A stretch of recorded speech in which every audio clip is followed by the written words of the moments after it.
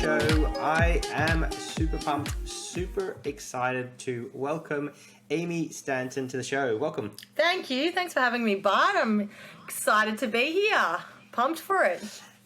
Aimee is a bit of a legend across Australia. You may know her from all sorts of TV shows, which I found about later on down the track. So you're kind of semi-famous, which is I'm a little bit intimidated by. But the thing I love about you is that you're down to earth. You're really easy to get along with, really easy to talk to. And you're in the short-term rental space, in the accommodation space, and you've created a really cool company called Tiny Stays, which I'm really excited to talk to you about today. Yeah, for sure. And you can't go giving me a big head this early on.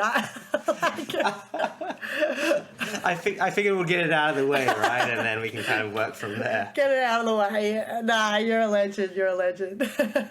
So awesome. Look, and I think that's the thing is that the people that are listening can look you up and find you doing all sorts of different projects. And I don't want to focus on everything that you've done. I want to focus more on what you're doing right now because I think it's super exciting. I love the excitement you bring to short-term rentals into this space. I love that you've seen an opportunity that you've wanted to sort of grab with both hands and run with. Can you introduce what it is that you're actually doing in this space and let everybody know, about kind of where you're at with the business right now? Yeah, for sure. So me and my brother, we build tiny houses and then rent them out to people kind of want to escape their bosses, get away from work, and that just kind of market for a unique off-grid accommodation that's kind of in the middle of the forest. You can go out there, put your phones down, enjoy experiencing a tiny house, be with your loved ones, and yeah, kind of just that unique experience, which I think people need more and more these days. Yeah. So what prompted it was like to actually do the tiny stays? Was it, hey, we know about building tiny accommodations, or was it, hey, we want to create an experience for a particular kind of guest or an avatar, something that you might want yourself? What sort of led you towards going down the tiny stay route? I think we went down the tiny house path to create Tiny Stays was because me and my brother, who we both co-founded Tiny Stays, we are huge adventurers. We love travel. We both were from, he was from the corporate world, I was from the tradie world, and we thought, we don't want to do this. We want to show people what we've experienced, going overseas. There was a lot of tiny homes overseas, unique stays, and we thought, why don't we bring that back to Australia? We've had that experience in the building industry. We can build them ourselves. We want to show people that there's more to life than just working 9 to 5 every day. And you can take that midweek break and you can go experience something completely different. So our excitement came from doing it ourselves and be like, dude, we need to show other people how cool it is to put your phone down, brood off Karen from PR, and just get back to nature with, the necessities. And then, of course, you've got to first tag us on Instagram, then put your phone down. So, yeah. Well, we'll come to that for sure, because I think the marketing part is one of your key strengths and something that I recommend everyone that's listening to the episode to do is to go to your website, have a look at how good you are at putting together that marketing package, that marketing experience. And I remember checking what you were doing almost a year ago, and you're constantly changing and evolving in the marketing space. But before we go to that, can you sort of step us through a little bit what that kind of experience is like, and what, when we're talking about tiny homes and tiny stays, what is a tiny home? Because I don't know that everybody understands exactly what it means. Yeah, so there's lots of different types of tiny homes, and lots of tiny homes these days are quite big, but our type of tiny home is it's on a 5-meter trailer bed. We build the house on the trailer bed. We hook it onto a car, take it to a beautiful destination, plonk it there, hook it up to some solar and some gas bottles and a water tank, so it's completely off-grid and sustainable. And that kind of, it's still like not a permanent fixture, so you don't have to go through a lot of crazy permits. Depending what area you're in, lots of councils are different within that, but basically put it there, and then it's kind of very luxury inside. It's not it's not glamping, but it's not a hotel, but it has all the necessities of a hot shower. We have a composting toilet, a big bed looking out beautiful windows to your surroundings, kangaroos. And really what we're selling is the experience.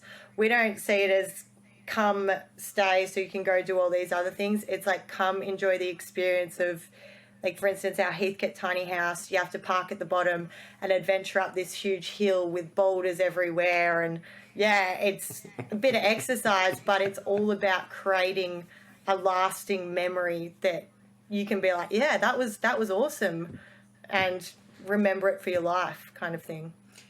So the tiny home is kind of the byproduct of the experience. So it could be it could almost be a tent, but you've upgraded the tent into something which is a bit more unique and a bit more comfortable for sort of, like you said, as someone that's working in the city or someone that's got a job that wants to get away, that needs a little bit more comfort than staying in a tent, but is still getting that same disconnection from the Wi-Fi signal and from like you said, the social media and their phones and that sort of thing, and really immersing themselves in that experience. I love it. So just to clear it up, so it's 5 meters long and then less than 2 meters wide? 2.4 wide. We've lots of tiny houses range though for, you can get ones that the usual tiny house is probably on a 6 meter trailer bed, and a lot of people create them with lofts up the top, so they're a lot taller, they're a lot more bulkier, and that's kind of the path you would go if you were probably going to live in one, because it allows a lot more room. But for us, we purely build them for Airbnb purposes, so have the bed on the bottom floor, and so you can look out the windows and have a mini kitchen, and the bathroom is less than a meter long, but it has a normal shower and it has room to move. But yeah, so we also get a lot of people come thinking that they want to live in a tiny house, be like, yeah, I'm going to test it out. Then they might stay in it and be like, oh, this is great for the weekend, but can I handle my boyfriend on a 5 meter trailer bed for the rest of my life? Probably not. Well, people learn very, very quickly, aren't they? This is a lot smaller than I thought it would be. Yeah. What's the longest booking you've had in one of your places? Probably 4 nights. So our average booking is definitely 2 nights. And as you may know, in the accommodation field, the more you can get people stay for longer, the better. So we always try and upsell for the 2 nights or potentially 3 nights. But yeah, we do 1 night bookings midweek, but definitely not on weekends, or else it's always a minimum of 2 night bookings. So, and I would love you to, I guess, finish painting the picture for people. So I think we've got a bit of an idea as to what the accommodation will look like, and you can actually look at diagrams and see how tight the space actually is, where, when we talk about a shower, it's not the same size as a regular shower. Yeah. You're talking about the toilet. You can probably reach out to your partner who's lying in bed next to you and almost It's not that them, close. That's back to my uni days.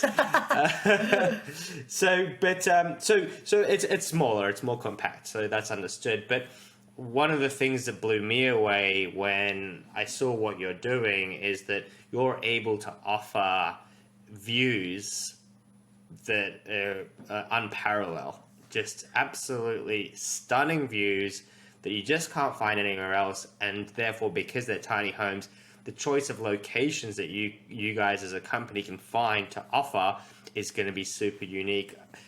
Tell me about the sort of what the guest experience is in terms of those views and how critical that part is to your business. The views and the land that we find is probably one of the most crucial parts of the business, because we don't only want people to stay in a tiny house, we want them to feel like they're immersed in nature with no one else around, that they're completely by themselves with these amazing views. And so when they get to the place, normally they're blown away because the pictures do it justice, but not as being in there. For instance, our Hillsville tiny house, you drive up the driveway and literally you have about 3 million kangaroos stop and say hello, see how you're doing, and then you get to the house and you've just got you can look around 360 and just see hills and greenery, and you've got a fire pit, and it's just a place you can really just let go, take a breath, and be like, all right, I'm going to enjoy this, and I'm really going to have a good time. So yeah, the land is definitely crucial. We always say it needs to be 30 acres minimum, because we don't want people to be around. We don't want to be able to see houses. So we're very picky with our lands, and we have messed up once. Like, we messed up with where we put it once, and we kind of thought this isn't for us. So we did have to move location, but that's all the fun of it. You're learning as you go along. But yeah, so land's definitely crucial. And then, so if you're a guest, so you would come, and obviously you're staying there. You, during the evenings, campfire, that kind of stuff, is that part of the experience, or is it like no fire because it's too dangerous? What is the other end of the experience look, apart from just the sleeping and the view part? It's definitely the campfire and sitting around the campfire. In summer, when it's a total fire ban, we don't do campfires, but it's, for us, it's putting the small, because we are a small business, it's giving those touches that maybe the bigger mobs might not give. It's the outdoor games, it's the fire pit, it's the free marshmallows, and although it's kind of in our welcome book saying all the things you can do on the property, like most of the time we supply some firewood, but they can go source the sticks from the property, they can go for hikes during around everywhere, and yeah, and it's sitting by the campfire with your loved one, which a lot of our guests, they are on anniversaries or proposals. Lots of proposals happen. All those kind of things you're going to remember for the rest of your life. And we love how we can just bring them close together. So is it like proposal #TinyStage? Yeah. Love a good proposal up there. Goes well at the gram. Okay, so I think we've set the scene a bit in terms of the product that you're offering and what you've created and the reasons why you've created it, and it's sort of replicating what you were doing in the past. You're like, well, I'd love to be able to offer this.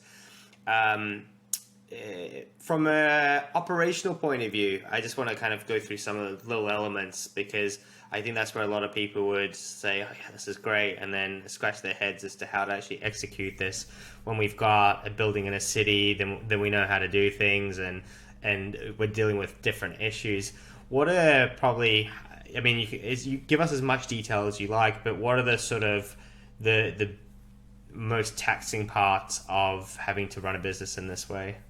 Yeah, well, there's within every business, there's lots of good things about it and not bad things, but struggles. And I think for us, the number one struggle is finding the land and making sure it's perfect, which is very hard when we just rent the land. So we work on a basis where how it works is we put out flyers to the public, be like looking for land to rent to wineries or people who have unused land, that their land just sits there, they don't do anything with. We put out flyers, we post on groups on Facebook, which is a huge one, as you would know with your accommodation group. Like, it's a great place to find your niche audience. And then we get them to fill out a survey on our website, and we go through the survey, we ask them questions about their land, and then from there we kind of pick out the best ones. And as much as it just can be a beautiful place, it has to have 24 access available. It has to have a good driveway. It has to be fenced off, has to have amazing views. And there's a lot of things that actually go into finding the perfect land. And then we go out and look at all the land that we have marked off. It just can be anywhere in Victoria. We've been to some amazing places, but we've also been to, Larry from down the road has half an acre and wants to chuck it in the backyard with the rest of his junk, and we're like, well, you know what I mean? But we've definitely, from the first house we had in Healesville, have streamlined that process a lot better. So we make sure we're only going to places that we're 100% certain on. And not owning the land, how it works, we pay them monthly rent to just rent their property. We put our tiny house there, and maintenance is bit hard. Like that's still something we probably have to write it down better, but normally it's just a handshake agreement. And the other thing that's a real struggle, which I think most people in the business can relate to, is finding and keeping good cleaners. At the moment we have great cleaners on, but because the cleans only take an hour and they might be, 5 times a week, an hour in the middle of the day, it's really tough find people who have that time to go out and do it near the properties. And that's one of the other things. The logistics of it, right? Because you are putting people in places that are quite unique, maybe a little bit further afield. It's going to take at least half an hour to get there from wherever they are. Yeah. Right? Yeah, well, most of the places we kind of have with our business model that we still want them to be within 20 minutes, half an hour driving to wineries and things to do. You're not completely in the middle of nowhere, but if you do want to isolate and feel like you're in the middle of nowhere, you can. So navigating our way around the two process of building the tiny houses and accommodating people and dealing with guests and dealing with cleaners and dealing with landowners, we're just very thankful that we've got Ben's girlfriend, who is now we call her, she just does everything, our admin assistant that does the world. So she's just, we're so grateful for her to handle all that. But I think the number one thing we've learned is streamline it as much as you can. Streamline the booking process so you don't have that, you only have contact when contact's needed. So they get the emails on time, they get the check-in book, they get this, they get that, and it's all very streamlined, the process. They can check in by themselves, and that causes a lot less stress on our half and theirs. Yeah, I bet. And just to kind of clear this particular topic off, because I mean, there's so many things I have in mind in terms of the intricacies of it. So I take it that the cleaners are the ones that are facilitating anything that needs to happen. So if they need firewood, if they need the marshmallows, all the things that need to be on site, the cleaners are bringing in, right? Yeah, well, we're still very on grid, the business. So we've kind of, we were going up to probably the tiny houses every 2 weeks to put up supplies, empty the composting toilet, because we don't expect our cleaners to literally deal with the poo. That's my job. And now we've kind of got it more streamlined. Even just a little organizational things, like we built a shed there on the weekend. We can stock as much as we can. If, something, we run out of toilet paper, well, we'll give it, rather than us driving there to waste time, we'll give our cleaners, if they're at the shops, they can buy some toilet paper, or we'll give them extra coin to do a stock fill up. So we rely on them so much, and they're amazing to our business, but sometimes it's very hard. Can be a quick turnover and a job for a lot of people, and it's very hard to get it right. Yeah, look, I've found that from my experience of talking to a lot of people and how to get cleaners and keep them and that sort of thing, one of the nicest moves that you can make is actually to cut them into the business a bit. Yeah. So if you can tip over a few extra % commission that way, then you can get them communicating with the guest a bit more. Yeah. And kind of them taking more responsibility, and therefore it's their business. So then when you've got issues that are coming, they can kind of preempt it more rather than them just being responsive to whatever the problems are. And you finding the solution, they have to be a bit more like, oh, well, I'll figure it out because it's in my interest to get it done quickly because I make my 5 or 10% cut anyway, and I want to keep the guests happy, which is the other side of it as well, right? Yeah, 100%, and there is ways like that to do it, and even with landowners, if, they may pay for half the tiny house or whatever, and then it's kind of the joint venture, but the JV. Yeah, for sure. That's exciting. That's so cool. Look, I'm in love with the business model. I like that it's unique and that you guys are really pushing boundaries. With marketing, so obviously you've got your guest avatar or the avatar or the person that you're particularly targeting, and I take it that 2 is the max that you would take in a property, or would it be 2 and a child? We're happy to do 2 and a child, but we just kind of say to them, we didn't build it for 2 people and a child. If you want to bring your child, that's fine. But they will have to sleep in the same bed, and it's a great experience for little ones. Like, people bring babies a lot, but really in my head, I'm like, guys, why would you want to bring your kid? Like, do it to get away from them. Come on, guys. Like, we can't find a babysitter. I'm like, I'll babysit them. Just go have some time by yourself. That's cool. And then the marketing side of it. So Instagram, Facebook, Yeah. Groups and that sort of thing. One thing that really struck me is something that you said. You said, it's the kind of Airbnb properties as well, which I kind of relented a bit. Like, oh no, what? It kind of felt like that was part of the mix. Now I know that you've got other channels of getting people through and taking bookings. Yeah.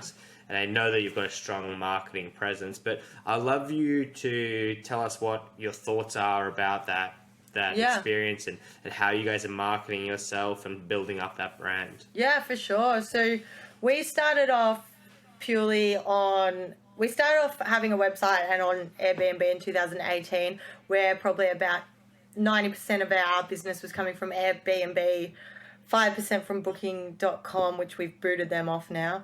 And then, because we haven't had, sorry if like you're affiliated with booking.com, but we've never had a, anyway, they'll be on the phone after this episode. I can guarantee it. That's another bottle of wine. But we were getting a lot of our bookings from those platforms, and then as we slowly made the shift to marketing a lot better, which I'll tell you how in a sec, now it's probably, I would say, 85% to 90% of our bookings come from our website, and the other 10% come from Airbnb and Rip a Ride. I think that's the only other two platforms we're on, and probably mostly more Airbnb than Rip a Ride.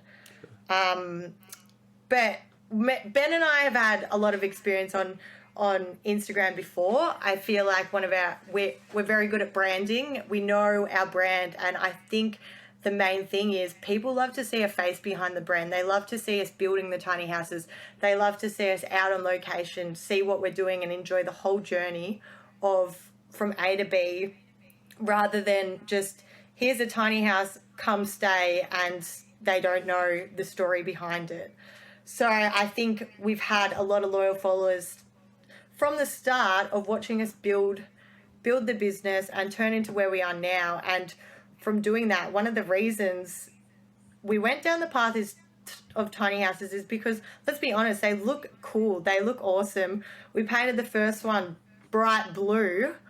And what happens when you see a bright blue tiny house on a beautiful hill? People want to take a picture and post on Instagram and show all their friends that they're out at this awesome tiny house. So for us, our amazing guests were actually doing our marketing at the start. They would take a picture and post it on their social media, tag us. We have a competition that we do, once a year. Tag us in your pictures and we will choose someone to win a night's free stay. And they've got that plastered on the wall when they come into the tiny house. So they straight away take a picture, post it, tag it, their friends see it.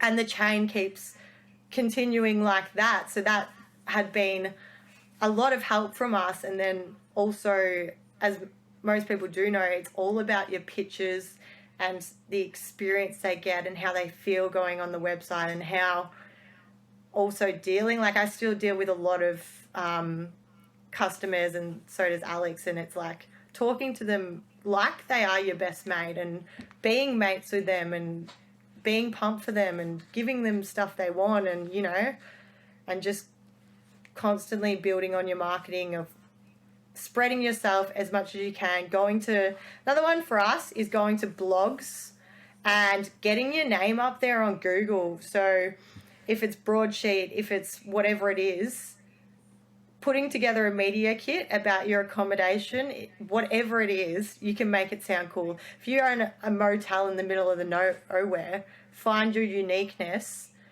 make a media kit which includes pictures, and basically write up the article for the lifestyle blogs about your house and why it's so good and what's so good in the area. Email as many blogs, big or small as you can, with that information. And a lot of the time they're like, sweet, I've got a story here. We give them ideas for stories. So top 10 tiny houses in Victoria or whatever. And then they think, oh yeah, we'll do that. Oh, the information's here. And they take it, they copy and paste it. And then we've just got all this exposure from us just putting in the work and just sending it to them to put on their website. That's these kind of tips are just gold. And I think a lot of people will go, oh yeah, well, what am I going to do? And I think that the biggest struggle for most of our listeners will be like, oh, what do I write? And that sort of thing. And there's loads of great experts that can help you with that. There's actually another guest of ours, Jules Brooke, who came on to the show, who helps small businesses figure out their PR and doing all of these steps that you've just made sound so simple. One question I have for you, and this is as a business owner as well, how much time do you dedicate to that particular side of the business? Because you're a hands-on lady. You go out there and you're on the tools, you're building stuff. And I see that you're on social media quite a lot, promoting it as well. And then you'd have all the operational stuff as well on the back end. So taking all your guest inquiries through to sorting out the composting toilet. Yeah. Like in reality, what percentage of your time would you say you're dedicating towards focusing on the marketing side of the business? Well, without a doubt, marketing is the most important thing you can do. Like, I think lots of business owners stress about other things, that like the little things that are going wrong or that. But if you get out there and you just create this empire of a brand, you want to, whatever field you're in the short-term accommodation, you want to be like the big dog of that field. Like, my thing is, when people think of tiny houses, I want them to think of Tiny Stays as the number one. And we, at the start, we put a lot of energy into marketing, getting things right. But now we're at a stage where we're building them and the marketing's doing itself. So we've streamlined it enough. We still have to post on those times. We figure out, okay, when's our ideal audience going to be on Instagram and Facebook? We figured out we get our most bookings on Friday nights and Saturday mornings. So we come on Friday nights and post, and Saturday mornings and post, because we know that's when we get the most bookings. And it's simple steps like that is all you need to do, and have that email list to when something happens, send an email out, because even if you can get one or two people book or even inquire, it's amazing. And now a big focus for our marketing is gift vouchers. And coming up to Christmas, we got to spend a lot of time in that, but we're lucky now we do have Alex to do all the, operation side of the business. Ben and I can focus on building them and then the marketing as well. But yeah, I wouldn't know an exact time, but it's a damn lot. And I think when I feel like I have a million full-time jobs at the moment, but when we started Tiny Stays, we were doing everything. And I think you got to get in the mindset of, at the start, if you're starting an accommodation, if you're starting kind of whatever it is, you're going to have to do it all to make profit. But you just streamline things slowly, and then there's always an end game and you're always learning, and in the future you can hire people, but just hustle, get it done, and just continue build your brand and figure out why you're different to Joe Blow next to you. And that's all you can really do, and market for that, your unique difference. Yeah. And those unique selling points, we always find in our business, we never know really at the start, and we never really plan it out. We think we know what's going to make us unique, but then when we go and put that message out, then we find that we just don't get the response or the feedback that we thought we would. It's like, oh, hold on, it's unique, but no one really wants it. We're going to have to change and keep iterating until it naturally starts to come to you. And that whole thing, why did you come here? how did you find us, and that sort of thing, and they go, oh, that's what makes us unique, and you start to dial down on that. I know we're kind of running out of time, and I've got like that's so all right. many questions for I'm you. blabbing on.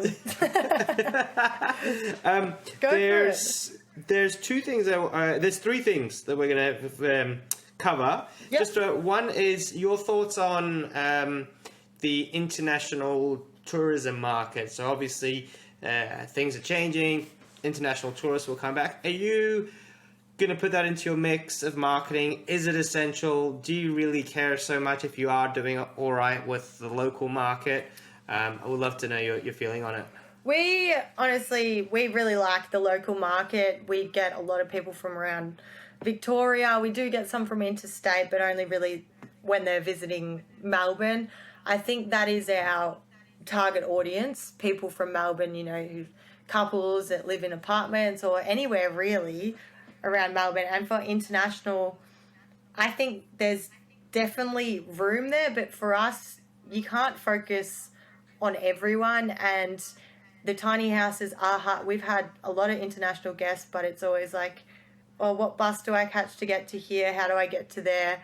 So it's a lot harder for them to come stay than someone who's like, let's just jump in the car and go. And our main thing is we want to show everyone like the local produce and what's around the local area and what you're missing out on of just taking that day midweek off work and going for an adventure. All our tiny houses are an hour from Melbourne. So we're not huge on the international market, but I'm happy with any guests that want to stay. I'll welcome anyone from wherever. Yeah.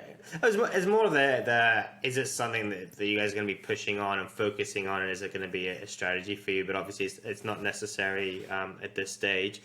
One thing that I was going to ask from before is how do you deal with miscommunication? So, you said that one of these properties is really hard to get to. How are you guys dealing with letting people know maybe before they book that, it's not going to be an easy ride to get up to their property? Yeah, and that's one thing we we didn't struggle with, but we're definitely learning at the start of our journey in the tiny house business is making it clear that we are off-grid. And in the winter, if we have people bring their air fryers in and we weren't communicating well enough, and it was our fault that the houses are off-grid. If you use too much power, there's a chance the power will go out and you won't be left with any power. And it happened a couple of times at the very start that we'll get a call from a guest saying the power's gone out, and me and we'll be like, oh, crap. But and from there... Had the blender on for the past 20 minutes. Yeah, and you don't know what they're doing. Like, we've done the solar system so it caters for... but it's pretty good. But if you plug in a hairdryer, we do know, don't bring a hairdryer, don't do this, we're off grid. It's all about that. But sometimes it happens, and now with our messaging, it's like, look, if the power goes out, here's what you do. And we have a lot of signs around everywhere and make it very clear on what to expect when you get there. And it's not just a walk in the it's a walk in the park, but you might be confronted by a composting toilet or the whatever it is. The power doesn't normally go out, but it might go out, depends if you charge it up. What about heating during the night? Pardon? What about heating during the night? Is that electric blankets? Is that how you do it? Or electric blankets, not no, won't do it. The tiny houses are very well insulated, and we used to have diesel heating, which didn't use much power because for the size of them, the solar panels go on the front, and it is very hard to charge in the winter when you've got back-to-back bookings. So we figured it out, and now it's kind of like people can only plug their laptop in, their phone in to charge, and we have a fan, but heating, it's hot water bottles, lots of blankets, an insulated house, and a fire out the front. And we make it all very clear. But if we do have that miscommunication, we try our best to apologise and explain that we're sorry and kind of point out what we said. But it's hard. It is hard dealing with stuff like that, and every case is different, and you know, you might get that bad review, but I think it's how you write back to it and how you communicate and actually care about them. You don't have to rush and be like, oh, I'll give you money back. Like, Sure. see what they want And and need. that's right. And it's not about whether you set the right message at the start or not, or whether you set the right expectations. Ultimately, if they didn't have the experience they expected, the onus is on the host. I always feel it's like, well, they didn't read the email. It's like, well, maybe you should have called them. Yeah. It's like, well, do I have to call every guest? Yes, maybe Yeah. that's gonna have to be the way you do it, because you've set up the business in that particular way, or to have those expectations. But so I love that. So there's two more questions. Just are you guys doing any upsells? Have you thought about doing upsells of any kind? So you might have a little cabinet with some whiskey that's on a lockbox, and then they kind of get tempted after sitting there in the chilliness after a while, and we'll pay the $100 for the bottle of whiskey, or That's a great idea. Like, I've never thought of the whiskey idea. We did look at having upsells on our website where you buy, local produce, or you buy, a picnic and all that kind of thing. But for our sake, we've thought about doing a lot of different things, and it's like, we're just going to stick at what we know, and when we start to do all these upsells and stuff, we start to veer away from our business, and it's honestly, for us at the moment, too much effort when we're in the stage we are. But I think I'm liking the whiskey in the cabinet. Yeah. It's one of the it's a little thing. It's a really easy one. So what you do is you find whatever the product is. So you understand your avatar. Yeah. And for some people, they've got, like, they set up a Netflix box. So then you've got the popcorn in the box and the sodas and some candies, right? And they have to unlock the code. And because the box is there and it's on display and the kids are in the house, they just want to get into the box. And you can charge kind of whatever you like. And that's low effort from you as a host. And the great thing about this is that you're improving their experience. It's got nothing to do with the money, right? It's got to do with that. You might be in a bit more trouble because you can't take those online payments, but you could just do a online payment. They pay for it. They get a code in the email. Yeah. And that code unlocks the box. Yeah. So we have, and I honestly think it's a great idea. We just like, all right, we're focusing on this, let's do this, and then stuff like that gets put behind. Like in any business, it's a great idea. It's like, just gotta get off my butt and do it. Do it. Yeah, which one do I choose first? Yeah. I have one last thing that I wanted to ask you about, and that's just and don't take this in the wrong way. The nature of your business doesn't feel very scalable. It feels like, if I'm getting into Airbnb, or if I want to buy a hotel, I get a hotel, I've got 100 rooms, and off I go. With this business model, there's a lot of moving parts. You need the tiny home, you need the owners, and everything's quite bespoke in terms of setup. Any thoughts around how you'll get around that, and what you might do in the future, and if how you might get around the scaling issue? Yeah, for sure. Like, at the moment, we've talked about this a lot, and we're kind of in the process of thinking of wanting to buy properties. So, because tiny houses don't go up in value, they're not like a normal house. As we all know, the land is the money maker in the future. Yes, we got good income coming in every day from them, but there's wear and tear on the houses. So, at the moment, we're trying to build as many as possible, rent land, and then in the next couple of years to start, maybe even next year, buy 30 acres in Healesville or whatever, put a few tiny houses on it, potentially renovate a little shack on the property and get income from that shack as well, and then slowly keep doing that in different parts. So we own the land, we own the shack, and then the tiny houses are on that property as well. So that's how we're going to get scalable in the future. But right now, to get to that stage where we can, properties are $1 million, and if, we would rather make sure that we're making all this income every week from 10 houses that are on 1 million properties, and then to start scaling it in the future and have those blocks of lands Well, and look, houses. in terms of an Airbnb business, you're actually a lot more scalable than buying property, right? Because buying property, it's slow. You've got such a huge capital investment, even if you're getting loans from the bank, and then to refinance and to go again and get more capital to keep them going, it's just really tricky. And like you said, the land is the key here. So if you can get the land and then get your properties, or set up multiple dwellings on that property, that's where I can see that you've probably got a good opportunity because you've got all the other bits of the infrastructure in place. 100%. And I think also, but tiny houses, the phase might not be around forever. Like the most chances it's not going to be around forever. It's great at the moment, but we adapt really well. It may be tiny houses now, but in 5-10 years, it might be, I don't know, staying in a tree house. And then we'll move to tree houses. And then we'll move to glamping. People are always going to want to stay somewhere uniquely. And we have the skills to build them and do that. But at the moment, it's tiny houses and then just enjoy the ride of the short-term accommodation business. Yeah, and I think that's really key, is that you're building the brand right now with the tiny stays, but what's abundantly clear is that you're building a hospitality brand. So you're getting into hospitality, understanding that side, and then which way you guys start to pivot and merge and doing whatever. To me, it sounds like you're pretty pragmatic about it, and you'll kind of figure that out as you go. So I really like it. Aimee, you guys are awesome for doing what you're doing. I've always been a big fan, and I've always liked your enthusiasm for all this stuff. I do recommend anyone that's listening to jump onto the website, which is tinystays.com.au. .co. .co.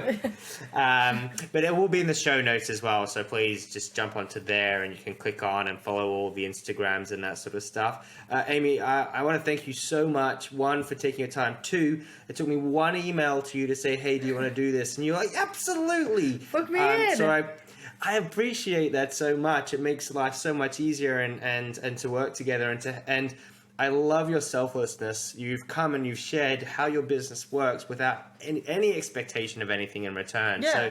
So thanks a lot. Is there anything that we can do as a community for you? You can jump on Instagram and it's tiny.stays, or my personal account where I show all the build and the process. That's Aimee Stanton. But I'm just happy for everyone to get some good information, and anyone always feel free to reach out to me about anything. And yeah, thanks so much for having me, Bart. I've had a ball and look forward to watching your adventures. And you absolutely kill it. Thank you so much. And look, I can also, in terms of scaling, there's one other idea that I had was the franchise route. I want to see you guys get all over the country and all over the world, and you guys just print the handbook for everybody. Yeah, we'll change from Tiny Stays to just Tiny Co. Everything tiny. Everything tiny. I love it. Look, thanks a lot. Thanks once again. And if you've enjoyed the episode, then make sure you give us a like, give us a subscribe, hit the bell, do whatever you need to do to make sure you follow along, and you'll meet other amazing people like Aimee. Thank you so much once again. Thank you. Bye. Bye.